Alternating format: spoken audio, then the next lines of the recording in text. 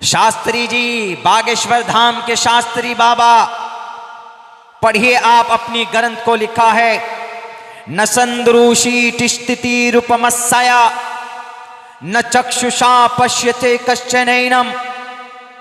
परमात्मा वो शक्ति है, ईश्वर वो शक्ति है कि वो किसी के इहाते में, किसी के सोच में नहीं आ सकता। शास्त्री जी को बताओ श्रीमद् भगवत गीता का वो श्लोक जिसमें कहा गया है कि ईश्वर के विधि को कोई नहीं जान सकता, ईश्वर की सीक्रेट बातों को। न संद्रूषी तिष्ठति रूपमस्या न चक्षुषा पश्यते, न चक्षुषा निगाहों से देख नहीं सकते, पश्यते कश्चनैनम, न संद्रूषी तिष्ठति रूपमस्या न चक्षुषा न पश्यते कश्चनैनम। बताओ अपने शास्त्री जी को। और धीरेन्द्र शास्त्री साहेब, आप लोगों को बेवकूफ बनाकर मीडिया वाले इज्जत से सवाल करते हैं। आपसे कभी किसी ने सवाल नहीं पूछा होगा, आप दिमाग को कैसे पढ़ लेते हैं, आप कैसे ये चमत्कार करते हैं, आप भाई के बारे में कैसे बता देते हैं। अरे उनके अतीत को जाकर के देखो, उनके पसे पुष्ट जाकर के देखो, वो सारा स्क्रिप्टेड होता है, सारा लिखा लिखाया होता है, सारा प्लान्ड होता है।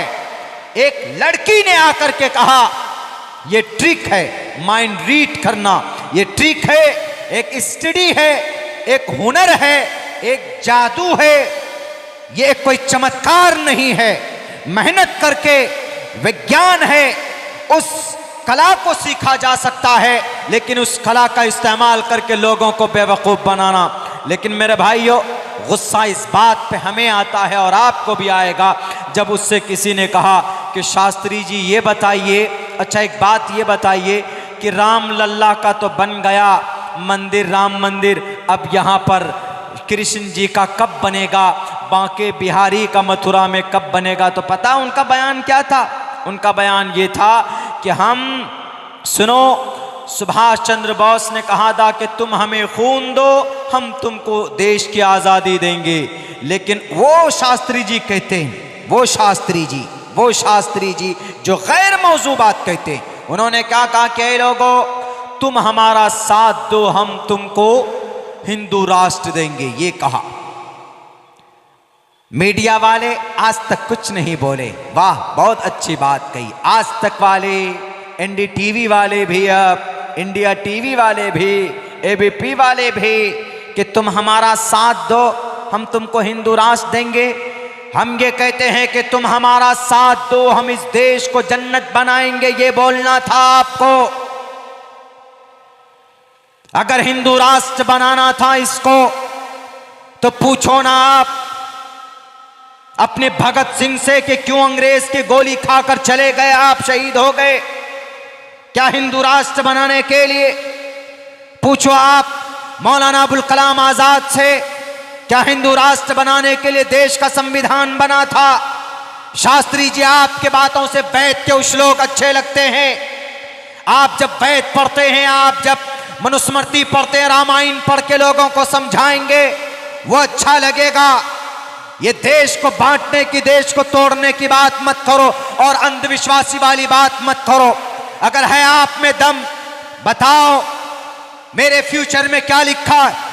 मैं आपसे सवाल करता हूं और मैं कहता हूं आपको दो टोक लफ्जों में, you are not able to give me my question answer. आप मेरे सवाल का जवाब नहीं दे सकते। क्यों? आपका श्रीमद् भगवत गीता साफ लफ्जों में कहता है कि ईश्वर की बहुत सारी बातें वो है जो गैब की बातें ईश्वर ही जानता है, कोई किसी को नहीं बता सकता है। न संद्रूषी तिष्ठति रूपमस्या न चक्षुषा न पश्यते कश्चनैनम।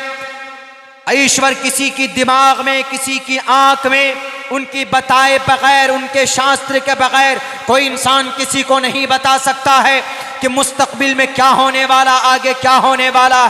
साफ साफ लफ्जों में मना किया गया है। शास्त्री साहब, पढ़िए आप अपने ग्रंथ को, उसके बाद आप अपने मंच पे बैठिएगा और लोगों को बेवकूफ बनाइएगा और हिंदू राष्ट्र या मुस्लिम राष्ट्र की बात कीजिएगा। बेहतर होगा कि इस देश को अमन और शांति के साथ रहने दो, लड़ने लड़ाने की बात मत करो और अपने ग्रंथ को पढ़कर लोगों को समझाओ। क्या लोगों, बेटी की इज्जत की बात करनी है, पढ़ो मंत्र के अंदर जिसके अंदर कहा गया यत्र नार्यस्तु पूजन्ते रमन्ते तत्र देवता तत्र तास्तु न पूजन्ते न रमन्ते न तत्र देवता। आप तो शास्त्री जी हैं, ये मंत्र पढ़कर बताओ ना समाज की बेटियों को, ताकि श्रद्धा जैसा कोई मामला सामने ना आए। अगर यकीनन आप अपने शास्त्र के ज्ञानी है तो आप लोगों को पढ़कर बताइए। अधे पश्यस्तिपो परी संतराम पाद कौहर माते कौशल्पको, ताकि बेपर्दगी के अंदर पाबंदी लगे, किसी समाज की बेटी के सर से दुपट्टा ना कोई खिसकने पाए, किसी डॉक्टर प्रियंका रेड्डी की तरह किसी बेटी का रेप ना हो, और 31 दिसंबर की रात को जनाब वो दिल्ली के अंदर उस बेटी की लाश को न घसीटा जाए। ये मंत्र पढ़कर लोगों के बीच में बताओ कि लोगों, इस समाज की बेटियों, तुम्हारे घर में रहना सेफ है, तुम्हारे लिए सड़कों पर फिरना सेफ नहीं है। ये बात करो, ये श्लोक पढ़कर बताओ, तब आपको समझा जाएगा कि आप देश के, इस मुल्क के, आप इस हमारे एशिया महाद्वीप के शास्त्री जी हैं। आपके ऊपर ठाकुर जी की कृपा है, आपके ऊपर कृष्ण जी की कृपा है। आप ये पढ़कर नहीं बताएंगे। अगर है आपके अंदर दिल और आपका ज़मीर जिंदा तो बताओ इतना कि कोई परेशानी हो तो हनुमान चालीसा पढ़ो। जय हनुमान ज्ञान गुण सागर, जय कपीसते हो लोक उजागर। कोई काम अच्छा करते हो तो शुरू करो उससे, गायत्री मंत्र से, ओम भूर्भुवः स्वः तत्सवितुर्वरेण्यं भर्गो दिवस्य धीमहि धियो यो नः प्रचोदयात्, तो कुछ फायदा होगा। ये मंत्र पढ़कर बताओ। ये मंत्र तो आपको आते नहीं है, सिर्फ पर्चा बना लेते हो और कहते हो कि हमने चमत्कार कर दिया, हमने चमत्कार कर दिया। ये मेरा चैलेंज है आपको। अगर आप यकीनन चमत्कारी बाबा है, बताइए मेरे कितने भाई बहन, बताइए मेरे अब्बा का क्या नाम, बताइए मेरी अम्मी का नाम, मेरी दादी का नाम बता दीजिए, बस मेरे दादा दादी का नाम बता दीजिए। मैं आपके मजहब को, मैं आपके सनातन धर्म को आपके हाथों पर बैठकर कबूल करने के लिए तैयार। बताइए आप। You are not able to explain my answer, my question, नहीं बता सकते आप। खुदा के वास्ते शास्त्रों को पढ़कर लोगों को अच्छी बातें बताइए। मैं बहुत बड़ा फैन हूं एक ब्रह्मा कुमारी, शिवानी ब्रह्मा कुमारी, मैं बहुत बड़ा फैन हूं उनका। फैन इसलिए कि धार्मिक बातें करती है, श्लोक्स पढ़कर बताते हैं, लोगों के लिए जो भला हो जिसमें वो पढ़कर बताती है। कभी झगड़ा नहीं करती वो, कभी झगड़ालू बातें नहीं कहती वो एक सन्यासी है, शादी नहीं की उन्होंने। जब हम पढ़ते थे बेंगलोर में, उस वक्त से उनकी स्पीच हम लोगों को हमारे टीचर सुनाते थे। इंग्लिश बहुत अच्छी बोलती, बहुत खूबसूरत अंदाज में बहुत अच्छी बातें बताती। अगर आप परेशानी में हैं तो आपको क्या करना है, कुछ मेडिकल एतबार से, साइंस के एतबार से वो कुछ अच्छी बातें बताती। बहरे कैफ गैब की बातें, गैब की खबरें सिर्फ अल्लाह तबारक व तआला को है। वमा तदरी नफ्सुम बिअय्यि अर्ज़िन तमूत, कुरान में अल्लाह ने क्या कहा, इंसान कहाँ मरेगा पता नहीं। हाँ, इंसान वहाँ जाकर ज़रूर मरेगा जहाँ मरेगा अल्लाह ने वहाँ की मट्टी उसके खमीर में डाली है। जहाँ की मट्टी इंसान के बदन में है, इंसान वहाँ पहुँचकर मौत आएगी उसको। देखते हैं ना बहुत से लोग, कोई सऊदी अरब में मर जाता है, कोई कतर में मर जाता है, कोई कलकत्ते में जाकर मौत आती, किसी को बांग्लादेश में मौत आ जाती, कोई बाहर चेन्नई में, बेंगलोर में, कोई हैदराबाद में मरता है। क्यों? जहाँ आदमी मरेगा वहाँ की मट्टी अल्लाह ने उसके बदन में डाल दी। लेकिन ये सिर्फ ज्ञान, ये खबर किसको है? अल्लाह को।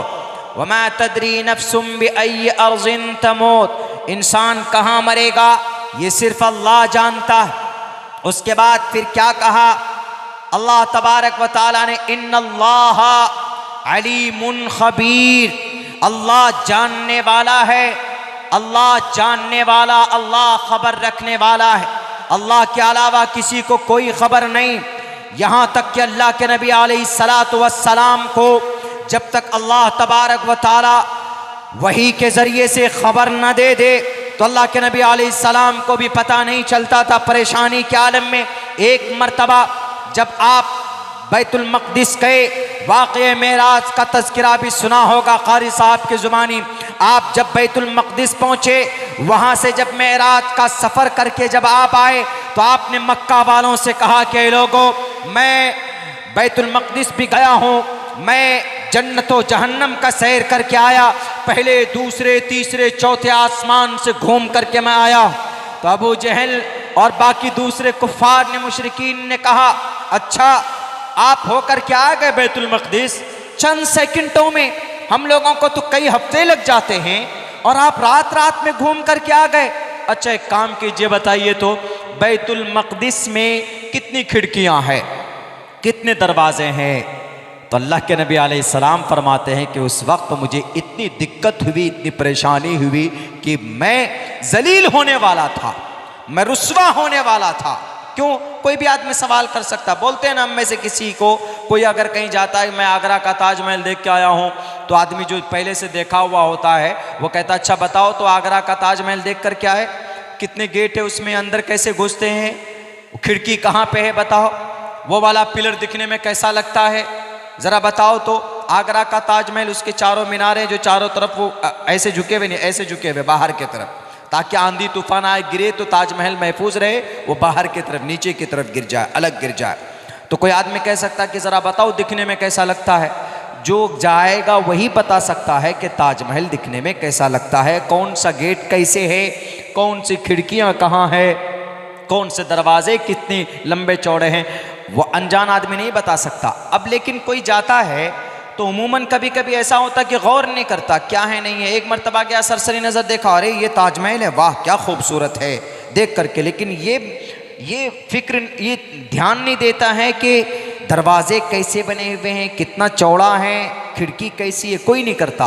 तो अल्लाह के नबी अलैहिस्सलाम ने जब सवाल किया, कुफ़ार मक्का ने, मुशरिकीन ने, अबू जहल ने और अबू लहब ने भी, अल्लाह के नबी आप घूम करके आए ना, ज़रा बताइए तो बैतुल मक़दिस में, मस्जिद अक़सा में दरवाजे कितने, खिड़कियाँ कितनी? अल्लाह के नबी फरमाते हैं कि मुझे इतनी तकलीफ़, मुझे इतनी परेशानी हुई कि मैं रुस्वा और ज़लील होने वाला था, उससे पहले इतनी तकलीफ़ कभी नहीं हुई। तो अल्लाह के नबी अलैहिस्सलाम ने कहा कि अल्लाह तबारक व तआला ने मेरे पर्दे खोल दिए मेरे सामने से, मस्जिद अक़सा को मेरे सामने हाजिर कर दिया, बिल्कुल सारे पर्दे बंद, सारे पर्दे खोल दिए गए जो बंद थे। मैंने देख करके बताया, इतनी खिड़कियां हैं, इतने दरवाजे हैं, ये देखिए गैब है, नजरों से ओझल है, लेकिन अल्लाह के नबी अलैहिस्सलाम को अल्लाह के जरिए से बहस बतौर वही के जरिए से सामने लाकर खड़ा कर दिया गया। वो एक मौजज़ा था, वो एक करिश्मा था रब का, वो एक मिरेकल था अल्लाह का, सामने लाकर रख दिया गया। वरना अल्लाह के नबी अलैहिस्सलातु वस्सलाम जानते तो अल्लाह के नबी अलैहिस्सलाम कहते, कोई बात नहीं, मुझे कोई दिक्कत नहीं, मैं तुमको बताता हूँ। इससे साफ पता चलता है कि गैब की खबर अल्लाह को है और अल्लाह तबारक व तआला अपने रसूल और नबी में से जिसको चाहें उसको गैब की खबरें बता देते हैं। अल्लाह के बताने के बाद किसी को खबर होती, लेकिन सिर्फ नबी और रसूल में से, हम और आप में से किसी को नहीं। हम और आप में से अगर कोई अल्लाह का वली बनेगा तो अपनी इबादत की वजह से, अपनी रियाजत की वजह से अल्लाह तबारक व तआला कुछ चीज़ें उनको इन्फॉर्म कर देता है, जिसको हम लोग कश्फ बोलते हैं। इल्हाम हो जाता, कश्फ हो जाता है, उस चीज़ की हकीकत को अल्लाह तबारक व तआला उसके सामने खोल देता है। वरना इस धरती के ऊपर क़यामत कब आने वाली अल्लाह के अलावा किसी को पता नहीं, बादल कब बरसेगा अल्लाह के अलावा किसी को खबर नहीं, माँ के पेट में क्या है अल्लाह के अलावा किसी को खबर नहीं। यानी उस बच्चे की तकदीर कैसी है, वो बच्चा नेक है, वो बच्चा बुरा है, कोई नहीं जानता। उसके बाद फिर इंसान कल होकर क्या करेगा, क्या कमाएगा, कहाँ जाएगा, कौन सी हरकत करेगा, अल्लाह के अलावा कोई नहीं जानता। और इंसान मरेगा कहाँ पर, यह भी अल्लाह तबारक व तआला के अलावा कोई नहीं जानता।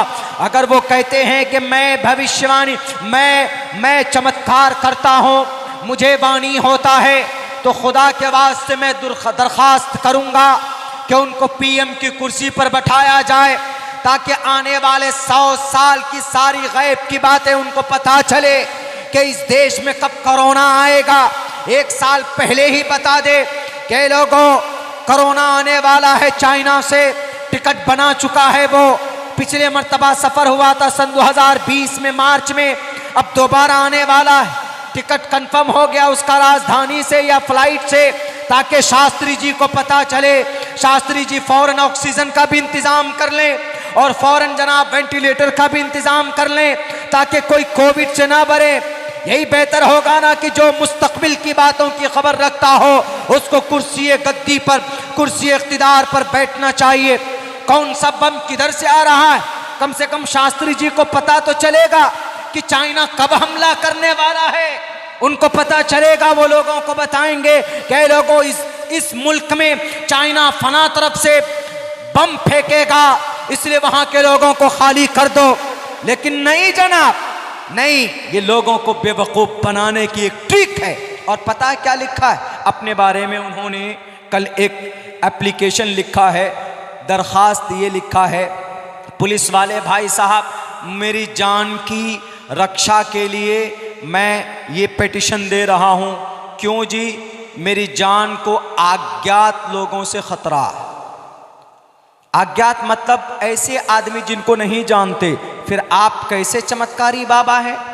आप तो खुद अपनी जान की रक्षा नहीं कर पा रहे। आप तो बोले थे जनाब कि नहीं, हम जान की रक्षा करेंगे अपनी। ये हमको गैब की बातें पता चल जाती है तो आपको मारने वाला कौन, आपको वो भी पता चलना चाहिए ना। इसका मतलब झूठी बातें। बहरकैफ ये बात वो है जो कुरान की नज़र में भी कहीं से कहीं तक जायज़ नहीं है और शास्त्र के नज़र में भी इसकी कोई हकीकत और कोई अहमियत नहीं है। मैंने कुरान की आयत भी पढ़कर आपके सामने पेश की है और हमारे शास्त्री जी के शास्त्र पढ़कर भी मैंने बताया है। न संद्रूषी तिष्ठति रूपमस्या न चक्षुषा पश्यते कश्चनेनम, कि परमात्मा के अलावा कोई गैब की खबर को नहीं जानता। इसी को अल्लाह का कुरान कहता, ला तुद्रिकुल अबसार वहु युद्रिकुल अबसार वहुवल लतीफुल खबीर। गिरे बांध लीजिएगा शास्त्री साहब, अगर आपको मुस्तकबिल की सारी बातें अगर पता चल जाती है तो पहले आप अपने आपको जो मार रहा है, फोन कॉल कर रहा है, आपको उसी का पता नहीं है, पहले उसका पता लगा लो, तब दुनिया वालों को बेवकूफ बनाइयो। अजीब ढोंग है। हमारे सनातन धर्मी भाई, कहां आपकी अकल चली गई? एक दो ट्रिक क्या दिखाया आपको? जय हो उन्हीं को भगवान मानने लगते हैं। भगवान के करीब होना चाहते हो तो ईश्वर का, एक ईश्वर का नाम लेकर जप करो, ईश्वर के करीब हो जाओगे। के हे तो ब्रह्म गतिस्तांति सत्संगतिर्दान विचारतोषः, करो जप, करीब हो जाओगे। अल्लाह के नबी अलैहिस्सलातु वस्सलाम अल्लाह के करीब हुए इबादत करके। सहाबाए किराम अल्लाह के हुक्म को मानकर सहाबाए किराम का खिताब मिला। हमारा कुरान कहता है साफ साफ लफ्जों में, मेरे भाइयों, हमारे पास जो अल्लाह ने कुरान दिया हुआ, तीसरी बात का तज़किरा करता हूँ, दो बात पूरी हो गई, तीसरी बात पूरी करके मैं अपनी बात चूँकि ख़त्म करूँगा। कुरान, अभी बच्चे के सर पे दस्तार बांधी गई। ये दुनिया की वो वाहिद किताब है, एक अकेली किताब है जिसके पढ़ने पर सवाब है। बाकी किसी किताब को पढ़ने पर सवाब नहीं है। मैंने अभी आपके सामने कुरान की भी आयत पढ़ी मैंने, इन्नल्लाह इंदहु इल्मुस्सा, 21वें पारे में, इन्नल्लाह इंदहु इल्मुस्सा व युनज़्ज़िलुल गैस व यअलमु मा फिल अरहाम व मा तदरी नफ्सुम माज़ा तक्सिबु गदा व मा तदरी नफ्सुम बिअय्यि अर्ज़िन तमूत। ये कुरान करीम की आयत है। मैं पढ़ूंगा तो मुझे एक एक हर्फ पर रब नेकी देगा, एक एक हर्फ पर। अल्हम्दुलिल्लाहि रब्बिल आलमीन, हमको नेकियां मिल गई, हर हर हर्फ पर नेकियां मिली। अलिफ लाम मीम ज़ालिकल किताबु ला रैब फीह हुदल लिल मुत्तक़ीन अल्लज़ीना युमिनूना बिल गैबि व युक़ीमूना अस्सलाता व मिम्मा रज़क़नाहुम युनफ़िक़ून। हमको नेकी मिल गई। यहीं पर हम अगर पढ़ते हैं श्रीमद् भगवद गीता, न संद्रूषी तिष्ठति रूपमस्या न चक्षुषा पश्यते कश्चनैनम अविक्तम विक्ति मापन्यम मन्यन्ति माम बुद्धमः परम्भाओ मजानन्तो ममावियमानुत्तमम्। ओम सहनाववतु सहनो भुनक्तु सहवीर्यं कर्मामहे। ब्रह्मानंतमनादि विश्वकुर्दजम तेजस्विनादवधीदवस्तुमा विद्दिशावहे। ब्रह्मानंतमनादि विश्वकुर्दजम सत्यम परम शाश्वतम विद्या यस्य सनातनी। हमको पुण्य नहीं मिलेगा। खुद हिंदू भाइयों के अकीदे के मुताबिक अगर हिंदू भाई हनुमान चालीसा पढ़ते हैं, गायत्री मंत्र पढ़ते हैं, तो उनको पढ़ने के बाद जिस मकसद के लिए पढ़ेंगे वो उनका मकसद पूरा हो सकता है उनके अकीदे के मुताबिक। मिसाल के तौर पर किसी इंसान को जिन्नात चढ़ ले, यानी किसी इंसान को भूत आ गया, देहाती लफ्जों में किसी को असर हो गया, बोलते हैं ना कि इस पे जिन्नात सवार है, जिन्नात परेशान किए हुए हैं, या किसी इंसान को कोई तकलीफ है, तो हमारा क्या अकीदा है कि भाई मौलाना साहब के पास लेके चलो। जो आमिल साहब है मौलाना साहब के पास जाएंगे, सर पे हाथ रखेंगे, मौलाना साहब सूरह फातिहा पढ़ेंगे, मुआवज़तैन पढ़ेंगे, आयतुल कुर्सी वगैरह जो भी है पढ़ करके उसको फूंक मारेंगे, फू जिन्नात भाग जाएगा। लेकिन दो फायदा हुआ यहाँ। एक तो सूरह फातिहा अगर पढ़ेंगे एक एक हर्फ पढ़ने की, दूसरा फायदा यह कि पढ़ने के बाद जब फूंक मारेंगे तो सूरह फातिहा की बरकत से, खुदा के कुरान की बरकत से अल्लाह बीमारी से शिफा देगा। ये दूसरा फायदा। लेकिन वहां पर अगर किसी जिन्नात को भगाना, हिंदू भाइयों के अकीदे के मुताबिक अगर उनकी किताब का कोई मंत्र वो पढ़ता है, जय हनुमान ज्ञान गुण सागर, तो वो सिर्फ भूत भाग सकता है उनके अकीदे के मुताबिक, लेकिन उनको पढ़ने पर कोई सवाब नहीं मिलेगा। हमारे कुरान पढ़ने पर दो सवाब, एक मकसद पूरा होगा अगर अल्लाह ने चाहा, दूसरा मकसद पूरा ना हो लेकिन दूसरी चीज तो यह है कि नेकी मिलेगी ही मिलेगी।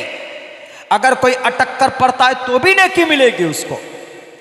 जैसे अल्हम्दुलिल्लाहि रब्बिल आलमीन अर्रहमानिर रहीम मालिकी यौमिद्दीन इय्याका नअबुदु व इय्याका नस्तईन इहदिनस सिरातल मुस्तकीम सिरातल लज़ीना अनअमता अलैहिम गैरिल मग़ज़ूबि अलैहिम वलद्दाल्लीन।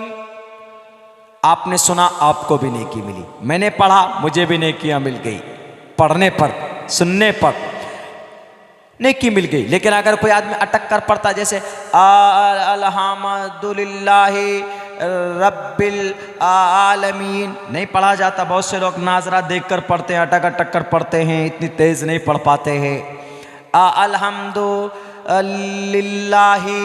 रब्बिल आलमीन अर्रहमानिर रहीम, ऐसे ऐसे करके पढ़ते हैं बहुत से लोग, देख कर पढ़ते हैं। तो अल्लाह के नबी फरमाते हैं उसको दो अजर मिलेगा। एक नेकी तो मिलेगी उसको कुरान पढ़ने का कि पढ़ रहा है, दूसरी नेकी मिलेगी उसको अटक अटक कर पढ़ने का। बताओ दुनिया वालों, दुनिया की कोई किताब है ऐसी कि अटक अटक कर पढ़ेंगे भी? अगर आप एग्जाम में अटक अटक कर पढ़ेंगे तो कहेगा कान पकड़ कर भागो, निकलो कमबख्त, तुम याद करके नहीं आए।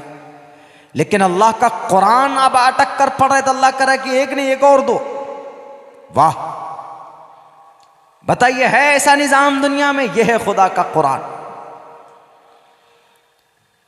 मन अरादल इल्मा फल्यतदब्बरिल कुरान, अल्लाह के नबी फरमाते हैं जो इल्म हासिल करना चाहता है वो कुरान में गौर करे। फ़इन्न फ़ीही इल्मल अव्वलीन वल आखरीन, दुनिया के पैदा होने से लेकर दुनिया के खत्म होने तक, दुनिया के खत्म होने के बाद दोबारा जिंदा होने तक, पूरे दोनों जहान का उलूम और फनून अल्लाह ने कुरान में बयान किया। यह है कुरान पढ़ने की बरकत, यह है कुरान पढ़ने की बरकत। हजरत दाऊद अलैहिस्सलाम जब कुरान पढ़ते थे, जानवर भी गौर से सुनते, परिंदे रुक जाते। हजरत दाऊद अलैहिस्सलाम के कुरान की आवाज सुनकर कल क़यामत में भी हश्र के मैदान में दाऊद अलैहिस्सलाम को कहा जाएगा।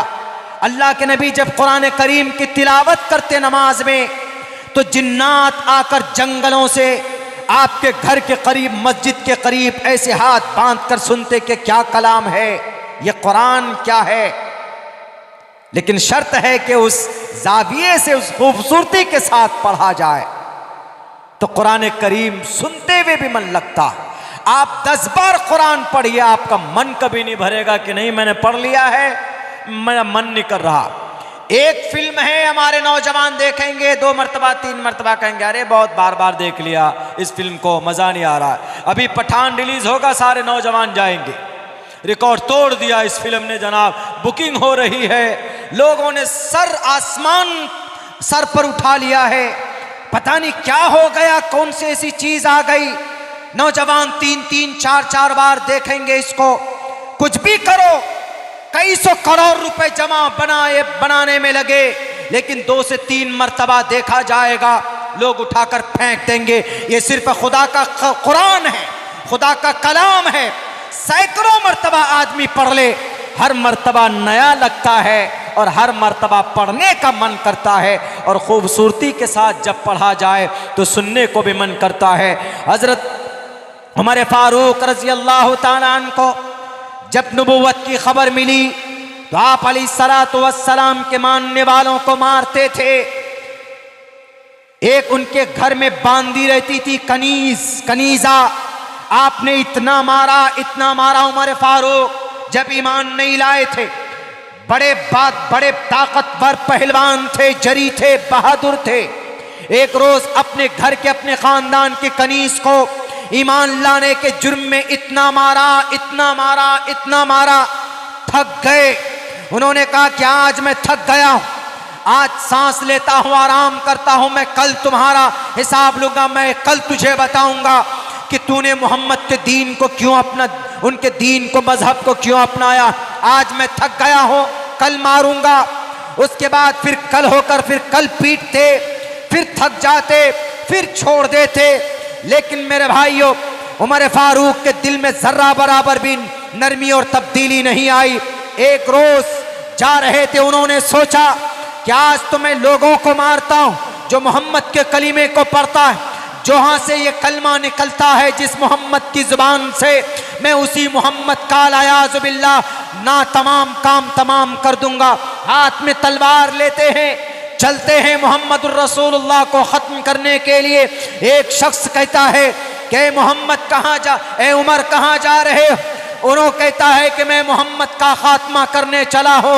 तो वो शख्स कहता है कि तुम्हारे घर में तुम्हारी अपनी सगी बहन फातिमा बिन्ते खत्ताब, वो मोमिन बन चुकी है, मोमिना बन चुकी है, पहले उससे जाकर सवाल करो, जवाब करो, तब जाकर मोहम्मद के पास जाना। घर के एक फर्द का मोहम्मद की दीन को अपना लेना, उनकी शरीयत को मान लेना। उमर फारूक को और ज्यादा गुस्सा आता है, फौरन मुड़ते हैं, अपने बहन के घर पे जाते हैं।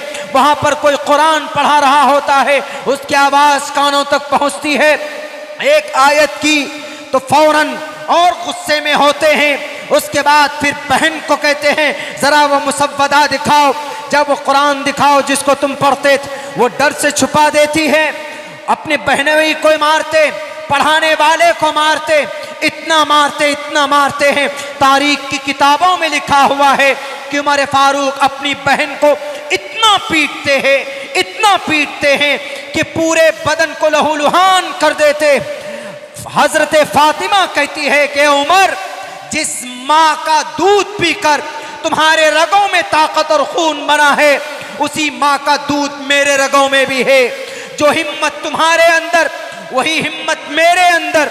जो खून तेरे अंदर, वही खून मेरे अंदर। तेरे अंदर मारने की ताकत है तो मेरे अंदर बर्दाश्त करने की ताकत है। तुझे जितना जुल्म करना हो तू कर ले। मैं कभी भी कुरान पर ईमान ला चुके हो, मोहम्मद के दीन को मान चुके हो, अल्लाह की वहदानियत को मान चुके हो, कोई मुझे नहीं हटा सकता अपने मौक़िफ़ पर। उमर फारूक के दिल में एक दाइया पैदा होता है कि आखिर है ये क्या कुरान। जो सुनता है उसकी दिल की कैफियत बदल जाती है। उन्होंने कहा कि बहन जरा मुझे भी बता, मुझे दिखा, मुझे ला, मैं पढ़ना चाहता हूँ। उनकी बहन कहती है कि उमर, तुम नापाक हो, नापाक इंसान इसको पकड़ नहीं सकता।